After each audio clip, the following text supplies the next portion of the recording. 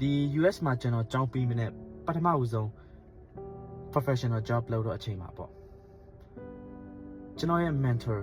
boss ပေါ့ကျွန်တော်သူမေကွန်တစ်ခုမေးတယ်အဲ့ဒီမေကွန်ကကြတော့ကျွန်တော်အတွက်တန်ဖိုးအရင်ရှိတယ်ဒီနေ့အထိကျွန်တော်အဲ့ဒီမေကွန်ကိုကျွန်တော်ရဲ့ foundation ကျွန်တော်လုပ်တာတယ်အဲ့ဒီမေကွန်ကကြတော့ do you want to hear what you want to hear or do you want to hear what you need to hear အသေးပဲကြတော့သင်ကြားခြင်းတဲ့ဥစ္စာကိုသင်နားထောင်မလားမဟုတ်ဘူးဆိုရင်သင်ကြားတဲ့ဥစ္စာကိုသင်နားထောင်မလား right so ဘဝမှာကြတော့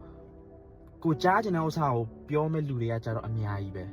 right ကိုကြားခြင်းတာကိုပဲကိုနားထောင်မယ်ဆိုရင်ကိုယ့်ရဲ့ဘဝမှာ growth မရှိဘူး successful ဖြစ်မှာမဟုတ်ဘူးအများဆုံးကကြတော့ right ကိုကြားတဲ့ဥစ္စာကိုနားထောင်မယ်ဆိုရင်သူများတွေကကို feedback ပေးမယ်အဲ့ဒီ feedback ကနေကိုပြုပြင်မယ်ဆိုရင်ကိုတို့က more growth more opportunity ဖြစ်မယ် right အကုန်လုံးကကြတော့ကိုတို့အကောင်းတာကြီးပဲဖြစ်မယ်အဲ့ဒါကြောင့်ဘဝမှာyou know it's not all about what you want to hear sometimes you gotta accept and just listen what you need to hear just to get you to the next step